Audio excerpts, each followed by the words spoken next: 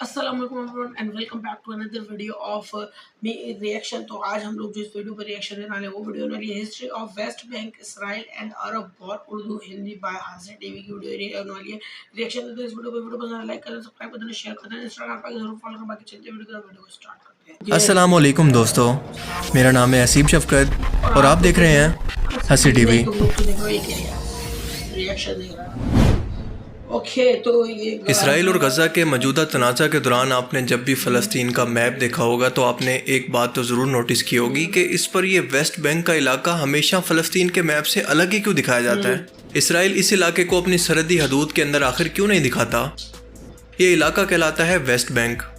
अब गज़ा के बारे में तो इसराइल का ये दावा है कि यहाँ पर हमास मौजूद है जो कि मुसलसल इनके वजूद पर हमले करते रहते हैं और इसी को बुनियाद बनाकर इन लोगों ने तकरीबन 20 लाख के करीब लोगों पर हमला करके उनकी नस्ल कुशी कर रहे हैं। तकरीबन 40,000 लोगों को शहीद कर चुके हैं। लेकिन आपको ये जानकर हैरत होगी कि वेस्ट बैंक भी फ़लस्तीन का हिस्सा है जहाँ पर 25 लाख के करीब फ़लस्तीनी जबकि सिर्फ 4 लाख के करीब यहूदी आबादी मौजूद है। मगर इस इलाके के अंदर भी गज़ा की तरह किसी जंग या हमले की खबरें सुनने को नहीं मिलती। इनफैक्ट बहुत से लोग तो आज भी इसकी वजह तक नहीं जानते। सो हिस्ट्री में ज़्यादा डिटेल में जाने की बजाय हम शॉर्ट के अंदर इसकी तारीखी तौर पर वजह समझने की कोशिश करेंगे कि आज के टाइम के अंदर इसराइल भी फ़लस्तीन के नक्शे के अंदर वेस्ट बैंक को अलग क्यों दिखाता है और ये इलाका तारीखी तौर पर और कुर्बे क़यामत के नज़दीक मुसलमानों के लिए, क्रिश्चियन या फिर यहूदियों के लिए इस कदर अहम क्यों है। चलिए जानने की कोशिश करते हैं। जब फ़लस्तीन ने दूसरी जंग अजीम के बाद बरतानिया से आज़ादी हासिल की तो इस वक्त यानी 1920 से लेकर 1948 तक इसका नक्शा कुछ ऐसा दिखता था जो बरतानिया ने पहली जंग अजीम के अंदर सल्तनत उस्मानिया को हराकर हासिल किया था। वैसे तो 1880 से ही यहूदी पूरी दुनिया से यहाँ पर आकर आबाद हो रहे थे, लेकिन दूसरी जंग अजीम के बाद इसराइली सेटलर्स ने इंतहाई तेज़ी के साथ पूरी दुनिया से आकर फ़लस्तीन के अंदर आबाद होना शुरू कर दिया। फ़लस्तीनियों ने इन्हें मजलूम समझकर इन पर तरस खाकर इन्हें यहाँ पर आबाद होने की इजाज़त दे दी और इससे पहले सिर्फ गिने चुने यहूदी यहाँ पर आबाद थे। लेकिन आहिस्ता आहिस्ता इन लोगों ने अपनी फितरत को दिखाते हुए फ़लस्तीनियों की ज़मीनों पर कब्जा करना शुरू कर दिया।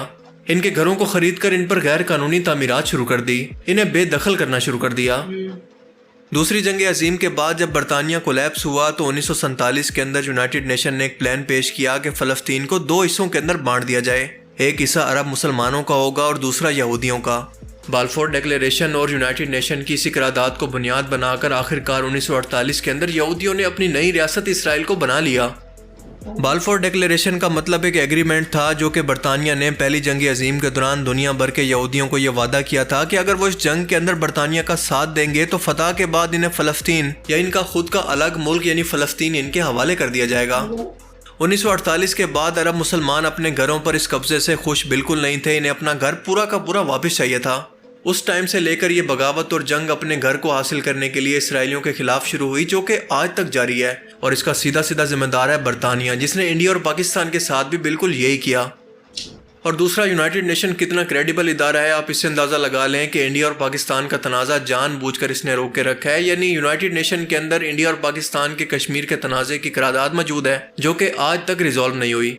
और इसी तरह से फ़लस्तीन इसराइल का इशू भी यूनाइटेड नेशन के अंदर बिल्कुल जूं का तू मौजूद है। यानी ये इदारा इंतहाई बेकार है। इसने आज तक प्रैक्टिकली लोगों को कुछ भी डिलीवर नहीं किया, ख़ास तौर पर इसराइली और अमेरिकन के मफाद के खिलाफ। बरतानिया ने जानबूझकर इस अरब खित्ते को इस तकसीम से उलझाए रखा ताकि स्विस कैनाल का रास्ता हमवार रहे, कोई भी अरब मुल्क इसके अंदर रुकावट न बने, ये किसी भी अरब मुल्क के कंट्रोल में ना जा सके और इस तरह से इनका बिजनेस चलता रहे। क्योंकि आप जानते हैं कि ब्रिटिशर्स 1800 की दिहाई के अंदर ही कितने बड़े बिजनेसमैन थे। इनकी ईस्ट इंडिया कंपनी इंडिया पर भी राज करती थी और एक बिजनेसमैन के लिए स्विस कैनाल इतनी अहम क्यों ना हो क्योंकि ये एशिया को यूरोप से कम तरीन फासले से जोड़ती है। स्विस कैनाल इजिप्ट के दरमियान में मौजूद है जो कि इसने फ्रांस के साथ मिलकर बनाई थी और 1875 के अंदर फाइनेंशियल क्राइसिस की वजह से इजिप्ट को इसके शेयर्स बरतानिया को बेचने पड़े, जिसके बाद ये फ्रांस और बरतानिया की मलकियत हो गई। मिस्र के हुक्मरान नासिर ने कहा था कि ये स्विस कैनाल मिस्र की सरजमीन पर मौजूद है, लिहाजा आज के बाद इस पर मिस्र का कंट्रोल होगा। खास तौर पर इसराइली जहाज़ों को तो यहाँ से बिल्कुल भी गुजरने की इजाज़त नहीं। अब नासिर का यह ऐलान इसराइल के लिए बिल्कुल मौशी तौर पर खुदकुशी जैसा था क्योंकि वो अपना ट्रेड का सामान स्विस कैनाल की बजाय दुनिया के किसी और रास्ते से नहीं भेज सकते थे। सो इसराइल ने मिस्र के उस इलाके पर जो कि स्विस कैनाल के साथ मौजूद था और इनके साथ बॉर्डर शेयर करता था, इस इलाके पर हमला करके इसको अपने कब्जे में ले लिया। यूनाइटेड नेशन ने दखल अंदाजी करके इसराइल को वापस भेजा और इसराइल इस बात पर राजी हुआ कि आज के बाद इसके जहाज़ों को स्विस कैनाल से गुजरते हुए कभी भी नहीं रोका जाएगा। دوسرا، امریکہ کے لیے اسرائیل کی صورت عرب خطے کے اندر ان تمام عرب ملکوں کو کنٹرول کرنے کے لیے ان کا اتحادی موجود ہے۔ اب دیکھیں، ویسٹ بینک کے اندر ہی یروشلم شہر موجود ہے جو کہ دنیا کے تینوں بڑے مذاہب یعنی اسلام، کرسچینٹی اور جودھزم کے اندر مقدس ترین ہے۔ یونائٹڈ نیشن کے مطابق یروشلم شہر کو یونائٹڈ نیشن کے حوالے کیا جائے گا۔ یہ ان دونوں فریق میں سے کسی ایک کی بھی ملکیت نہیں رہ سکتا۔ اور اسی یروشلم شہر کے اندر ہی الاقصی کمپاؤنڈ موجود ہے جس کے اندر مسجد الاقصی، گولڈن ڈوم اور ویلنگ وال یا ہیکل سلیمانی کی ایک بچی ہوئی دیوار موجود ہے جس کے سامنے یہودی رو رو کر اپنے مسیح کے آنے کے لیے دعائیں کرتے ہیں۔ عرب ملکوں نے مل کر اسرائیلی ریاست کا وجود ہی ختم کرنے کے لیے اور اپنی زمین واپس لینے کے لیے مل کر اس کے خلاف جنگ چھیڑ دی، اور سب کو یہ لگتا تھا کہ اسرائیل اتنے سارے ملکوں کے خلاف بھلا اکیلے جنگ کیسے لڑ سکتا ہے، آسانی سے یہ جنگ ہار جائے گا۔ لیکن ہوا اس کا بالکل الٹ۔ اسرائیل نے امریکہ کی مدد سے مل کر ان تمام عرب ملکوں کو ہرا دیا اور صرف 6 دن کے اندر ان سب ملکوں کے کچھ نہ کچھ علاقوں پر بھی قبضہ کر لیا جو کہ اس کے ساتھ بارڈر شیئر کرتے تھے۔ اب اسی جنگ کے بعد اسرائیل نے یونائٹڈ نیشن کے دیے ہوئے حصے سے بھی بڑھ کر اتنا زیادہ حصہ فلسطین کا قبضہ لیا کہ صرف ویسٹ بینک یا غزہ تک ہی فلسطینی محدود ہو کر رہ گئے۔ اس جنگ کے بعد اسرائیل نے ایجپٹ کے اسی حصے پر دوبارہ سے قبضہ کر لیا جو کہ سویز کینال کے ساتھ موجود تھا۔ اس بار بھی یونائٹڈ نیشن بیچ میں آ کر بیچ بچاؤ کرنے کی کوشش کرتا ہے اور اسرائیل کسی طرح سے مصر کا یہ علاقہ تو واپس کر دیتا ہے، لیکن اس کے علاوہ جو بھی علاقہ اس نے فلسطین کا قبضایا تھا وہ اپنے کنٹرول میں ہی رکھتا ہے، جس کے بعد ہمیں آج کا موجودہ نقشہ دیکھنے کو ملتا ہے۔ کیونکہ مسلسل سیٹلمنٹس کے بعد اس طرح سے یہودیوں کی آبادی پھیل جاتی ہے کہ ویسٹ بینک کے علاوہ صرف غزہ کے اندر ہی فلسطینی محدود ہو کر رہ جاتے ہیں جہاں سے ان کو ختم کیا جا رہا ہے۔ اب یاسر عرفات کو یہ بات سمجھ میں آ چکی تھی کہ ڈائریکٹ اسرائیل کے ساتھ کسی بھی جنگ کے اندر جیتنا ممکن نہیں، لہٰذا انہوں نے PLOs کے ذریعے اسرائیل پر لگاتار حملے کروائے رکھے اور اس کو کافی پریشان کیے رکھا۔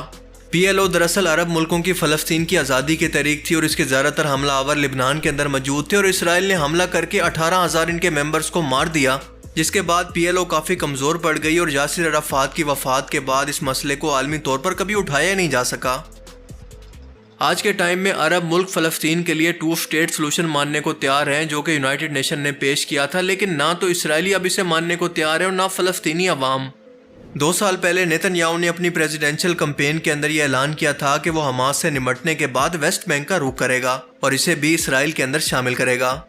آج غزہ کی تباہی کے بعد اس کا اگلا ٹارگٹ ویسٹ بینک ہی ہوگا جو کہ جارڈن کے کنارے پر موجود ایک انتہائی زرخیز ترین علاقہ ہے۔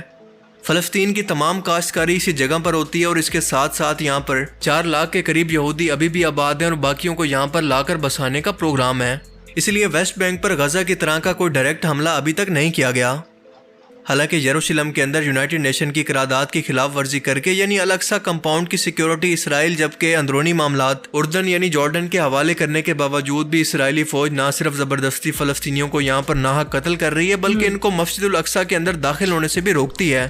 کئی ہزار بے گناہ فلسطینی ہر روز مارے جا رہے ہیں تاکہ فلسطینیوں کو مکمل طور پر یہاں سے بے دخل کر دیا جائے اور تیسری مرتبہ مسجد الاقصی کو گرا کر ہیکل سلیمانی کو تعمیر کیا جائے اور ایک بار پھر سے گریٹر اسرائیل کو تعمیر کیا جائے جس کا نقشہ وہ پہلے ہی جاری کر چکے ہیں۔ وہ گریٹر اسرائیل یا پھر اتنی بڑی ریاست جو کہ حضرت سلیمان علیہ السلام کے دور کے اندر موجود تھی اور اس کے بعد جا کر ان کا مسیح یعنی دجال دنیا کے اندر ظاہر ہوگا۔ غزہ کے مسلمانوں پر ہونے والے ظلم و ستم کے بعد خاص طور پر عرب ملکوں کی بزدلی اور خاموشی کو دیکھ کر یہ بتایا جا سکتا ہے کہ ان قریب یہ منصوبہ بھی مکمل ہو ہی جائے گا اور تب تک یہ عرب حکمران صرف مذمتیں کرتے ہی رہ جائیں گے جیسا کہ آج کر رہے ہیں۔ اللہ تعالیٰ سے دعا ہے کہ وہ ان حکمرانوں کو غیرت، شرم اور ہدایت عطا فرمائے۔ اللہ تعالیٰ ہمیں سمجھنے کی اور نیک عمل کرنے کی توفیق عطا فرمائے، آمین۔ باقی آپ اس بارے میں کیا سوچتے ہیں اپنی قیمتی رائے کا اظہار کمنٹ سیکشن میں ضرور کریں۔ اب میں ملوں گا آپ سے ایک ایسی ہی نئی انٹرسٹنگ ویڈیو میں، تب تک کے لیے اپنا بہت سا خیال رکھیے گا۔ Thanks for watching this video.